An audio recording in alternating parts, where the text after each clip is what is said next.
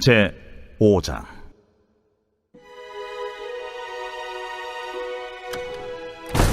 그 후에 모세와 아론이 바로에게 가서 이르되, 이스라엘의 하나님 여호와께서 이렇게 말씀하시기를 내 백성을 보내라.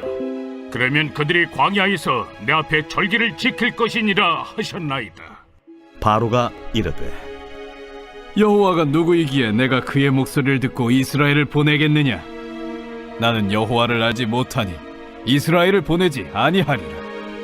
히브리인의 하나님이 우리에게 나타나셨은즉 우리가 광야로 사흘 길쯤 가서 우리 하나님 여호와께 제사를 드리려 하오니 가도록 허락하소서. 여호와께서 전염병이나 칼로 우리를 치실까 두려워하나이다. 모세와 아론아, 너희가 어찌하여 백성의 노역을 쉬게 하려느냐? 가서 너희의 노역이나 하라. 이제 이 땅의 백성이 많아졌거늘 너희가 그들로 노역을 쉬게 하는도다. 바로가 그날에 백성의 감독들과 기록원들에게 명령하여 이르되, 너희는 백성에게 다시는 벽돌에 쓸 짚을 전과 같이 주지 말고 그들이 가서 스스로 짚을 줍게 하라. 또 그들이 전에 만든 벽돌 수효대로 그들에게 만들게 하고 감하지 말라. 그들이 게으름으로 소리질러 이르기를 우리가 가서 우리 하나님께 제사를 드리자 하나니 그 사람들의 노동을 무겁게 함으로 수고롭게 하여 그들로 거짓말을 듣지 않게 하라. 백성의 감독들과 기록원들이 나가서 백성에게 말하여 이르되, 바로가 이렇게 말하기를 내가 너희에게 짚을 주지 아니하리니 너희는 짚을 찾을 곳으로 가서 주우라. 그러나 너희 일은 조금도 감하지 아니하리라 하셨느니라. 백성이 해국 온 땅에 흩어져 곡초 그루터기를 거두어다가 짚을 대신하니 감독들이 그들을 독촉하여 이르되, 너희는 짚이 있을 때와 같이 그날의 일을 그날에 마치라. 바로의 감독들이 자기들이 세운 바 이스라엘 자손의 기록원들을 때리며 이르되, 너희가 어찌하여 어제와 오늘에 만드는 벽돌의 수요를 전과 같이 채우지 아니하였느냐? 이스라엘 자손의 기록원들이 가서 바로에게 호소하여 이르되, 왕은 어찌하여 당신의 종들에게 이같이 하시나이까? 당신의 종들에게 짚을 주지 아니하고 그들이 우리에게 벽돌을 만들라 하나이다. 당신의 종들이 매를 맞사오니 이는 당신의 백성의 죄니이다. 너희가 게으르다 게으르다. 그러므로 너희가 이르기를 우리가 가서 여호와께 제사를 드리자 하는도다. 이제 가서 일하라. 짚은 너희에게 주지 않을지라도 벽돌은 너희가 수량대로 바칠지니라. 기록하는 일을 맡은 이스라엘 자손들이 너희가 매일 만드는 벽돌을 조금도 감하지 못하리라 함을 듣고 화가 몸에 미친 줄 알고 그들이 바로를 떠나 나올 때에 모세와 아론이 길에 서 있는 것을 보고 그들에게 이르되, 너희가 우리를 바로의 눈과 그의 신하의 눈에 미운 것이 되게 하고 그들의 손에 칼을 주어 우리를 죽이게 하는도다. 여호와는 너희를 살피시고 판단하시기를 원하노라. 모세가 여호와께 돌아와서 아뢰되, 주여, 어찌하여 이 백성의 학대를 당하게 하셨나이까? 어찌하여 나를 보내셨나이까? 내가 바로에게 들어가서 주의 이름으로 말한 후로부터 그가 이 백성을 더 학대하며 주께서도 주의 백성을 구원하지 아니하시나이다.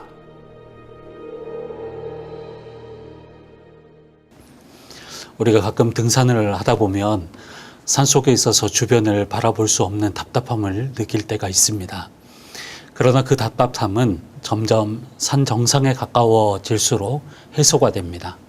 산 밑에서나 산 속에서는 내가 서 있는 주변 밖을 제대로 볼 수가 없습니다. 그러나 조금씩 정상을 향해서 올라가다 보면 더 먼 곳을 볼 수 있고 또 점점 더 많은 것들을 볼 수 있게 됩니다. 그러다가 정상에 오르게 되면 답답함이 한순간에 해소되고 또 다른 세상을 만나게 됩니다.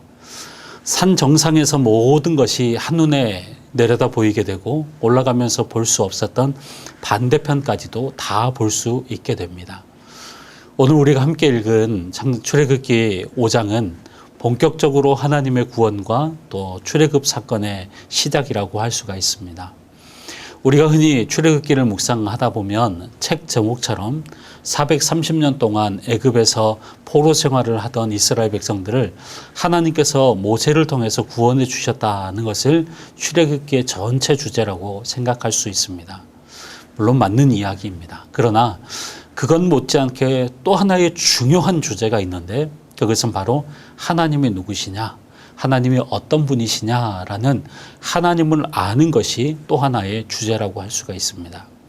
다시 말하면 출애굽기는 하나님께서 이스라엘을 구원하시는 그 과정의 구원의 과정을 통해서 하나님이 과연 어떤 분이신가를 드러내고 있다고 할 수가 있습니다. 특별히 오늘부터 살펴보게 될 출애굽기 5장에서 15장까지는 이러한 관점으로 묵상하실 필요가 있습니다. 오늘 본문 1절을 보시면 모세와 아론이 바로에게 찾아가서 이렇게 말을 합니다. 1절 말씀입니다. 그 후에 모세와 아론이 바로에게 가서 이르되 이스라엘의 하나님 여호와께서 이렇게 말씀하시기를 내 백성을 보내라. 그러면 그들이 광야에서 내 앞에 절기를 지킬 것이니라 하셨나이다. 여러분, 우리가 하나님을 아는 입장에서 이 본문을 읽으니까 당연히 그렇게 해야지, 하나님을 경배해야지라고 쉽게 말할 수 있습니다. 그렇지만 하나님을 전혀 모르는 바로의 입장에서 보면 이것은 말도 안 되는 이야기죠. 그래서 바로가 뭐라고 말합니까? 2절 말씀을 보면 바로가 이르되 여호와가 누구이기에 내가 그의 목소리를 듣고 이스라엘을 보내겠느냐? 나는 여호와를 알지 못하니 이스라엘을 보내지 아니하리라. 바로가 뭐라고 말합니까? 여호와가 누구이기에. 여호와가 누군지를 모르기 때문에 이스라엘을 보내지 않겠다는 것입니다. 여호와를 아는 것과 이스라엘을 보내는 것을 동일시 지금 여기고 있는 것이죠. 그런데 여러분, 하나님을 전혀 알지 못하는 바로의 입장에서 보면 이런 대답은 당연한 것 아닙니까? 그런데 이제 우리가 출애굽기를 묵상하는 가운데 하나님은 자신을 천천히 드러내기 시작하실 것입니다. 그것도 자기 백성들뿐만 아니라 애굽과 바로와 온 세상 가운데 하나님 자신이 누구신지, 또 하나님 자신이 어떤 분이신지 드러내실 것입니다. 자, 그리고 계속해서 3절 이하의 말씀을 보면 바로는 이스라엘 백성들이 하나님께 제사를 드릴 수 있도록 내보내달라고 요구하는 모세와 아론을 향해서 이스라엘 백성들이 게을러서 이런 소리를 한다고 생각을 합니다. 그래서 바로는 이스라엘 백성들에게 노동을 더 무겁게 시킵니다. 원래는 벽돌을 굽는데 짚을 제공해 주었지만 이제 짚을 제공해 주지 않으면서 원래 벽돌 굽는 양은 그대로 하게끔 명령을 내립니다. 이스라엘 백성들을 감독하는 바로의 감독들과 이스라엘 자손의 기록원들은 바로의 명령대로 이스라엘 백성들에게 지시를 내립니다. 그런 명령을 받은 이스라엘 백성들이 얼마나 황당했겠습니까? 하루아침에 짚을 주지 않으면서 벽돌의 양은 그대로 만들어내라고 하니까 얼마나 힘들었겠습니까? 짚을 찾아 헤맸지만 짚을 구할 수가 없어서 곡초 구루터기를 가져다가 짚을 대신하기도 했습니다. 하지만 힘은 힘대로 들고 벽돌의 양은 맞춰낼 수가 없었습니다. 14절 말씀을 보면 이스라엘 백성들이 벽돌의 양을 채우지 못하자 바로의 감독들은 자기들이 세운 이스라엘 자손들의 기록원들을 때리면서 왜 벽돌의 수요를 전날과 같이 채우지 못하느냐라고 다그칩니다. 그러자 이스라엘 자손의 기록원들이 바로 왕에게 직접 찾아가서 이렇게 말합니다. 15절부터 18절까지의 말씀입니다. 이스라엘 자손의 기록원들이 가서 바로에게 호소하여 이르되 왕은 어찌하여 당신의 종들에게 이같이 하시나이까? 당신의 종들에게 짚을 주지 아니하고 그들이 우리에게 벽돌을 만들라 하나이다. 당신의 종들이 매를 맞사오니 이는 당신의 백성의 죄니이다. 바로가 이르되 너희가 게으르다 게으르다. 그러므로 너희가 이르기를 우리가 가서 여호와께 제사를 드리자 하는도다. 이제 가서 일하라. 짚은 너희에게 주지 않을지라도 벽돌은 너희가 수량대로 바칠지니라. 결국 이스라엘의 기록원들은 이 모든 일이 모세와 아론 때문이라는 것을 알게 됐고 또 21절을 보면 모세와 아론을 향해서 원망합니다. 그러자 22절과 23절 말씀을 보면 모세가 하나님께 이렇게 기도하죠. 22절과 23절 말씀입니다. 모세가 여호와께 돌아와서 아뢰되 주여 어찌하여 이 백성이 학대를 당하게 하셨나이까? 어찌하여 나를 보내셨나이까? 내가 바로에게 들어가서 주의 이름으로 말한 후부터 그가 이 백성을 더 학대하며 주께서도 주의 백성을 구원하지 아니하시나이다. 모세는 앞장인 사장에서 이스라엘 백성들과 장로들이 자신을 하나님께서 보내주신 지도자로 인정해 주었을 때, 아, 이제는 무엇인가 되겠구나라고 생각을 가졌을 것입니다. 앞으로 하나님께서 정말 크게 역사하시겠구나라는 기대감을 가졌을 것입니다. 그래서 아론과 함께 담대하게 바로에게 가서 하나님께서 내 백성을 내보내라 라고 명령하셨다고 말씀하셨습니다. 그러면서 바로가 곱게 이스라엘 백성들을 내어줄 줄 알았습니다. 그러나 바로가 오히려 이스라엘 백성들의 노동을 무겁게 만들었고 이스라엘 백성들은 모세와 아론을 원망합니다. 그러니 모세 자신도 얼마나 당황스러웠겠습니까? 그래서 지금 모세가 하나님께 따지는 것이죠. 그런데 여러분 잘 생각해 보십시오. 출애굽기 3장을 잘 보시면 하나님께서 모세가 바로에게 이스라엘 백성들을 내보내 줄 것을 말하면 처음부터 내보내 줄 것이라고 말씀하셨습니까? 아닙니다. 출애굽기 3장 19절과 20절 말씀을 보면 내가 아노니 강한 손으로 치기 전에는 애굽 왕이 너희가 가도록 허락하지 아니하다가 내가 다시 손을 들어 애굽 중에 여러 가지 이적으로 그 나라를 친 후에야 그가 너희를 내보내리라. 허락하지 아니하다가 내보내리라 라고 말씀하셨습니다. 바로가 처음부터 내보내지 않을 것이다 라고 이미 말씀하셨습니다. 그런데도 모세를 포함한 이스라엘 백성들은 지금 모세와 아론을 향해 그리고 하나님을 향해서 원망하고 있습니다. 이것은 하나님을 알지 못하기 때문에 하나님께서 행하신 출애굽의 역사를 보지 못하고 지금 현실만 바라보기 때문입니다. 여러분, 이것은 우리의 모습이기도 합니다. 우리는 현실만 바라봅니다. 왜 나에게 이런 일들이 일어나는지, 왜 자꾸만 기도가 응답되지 않는지, 어떤 일의 단면만 바라볼 때가 참 많습니다. 그러나 하나님은 우리에게 일어난 어떤 일들을 통해서 하나님 자신을 드러내시고 하나님 자신을 알아가게 하십니다. 이것이 바로 출애굽기를 통해서 우리에게 주시는 하나님의 은혜입니다. 내일부터 살펴보게 될 출애굽기 6장부터 10가지의 재앙이 시작이 됩니다.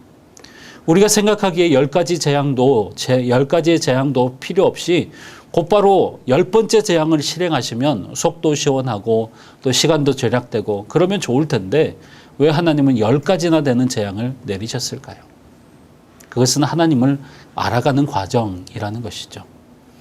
하나님은 10가지의 재앙을 통해서 자신을 드러내시면서 바로와 애굽의 백성들 그리고 이스라엘 백성들과 온 세상 가운데 하나님을 조금씩 드러내시면서 하나님을 경험하게 하시는 것입니다. 여러분, 왜 하나님은 한꺼번에 자신을 드러내지 않으실까요?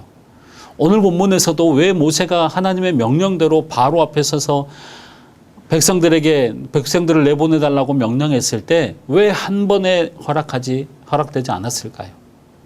우리가 어떤 사람을 아는데도 여러분 몇 번 만나서 알지 못합니다.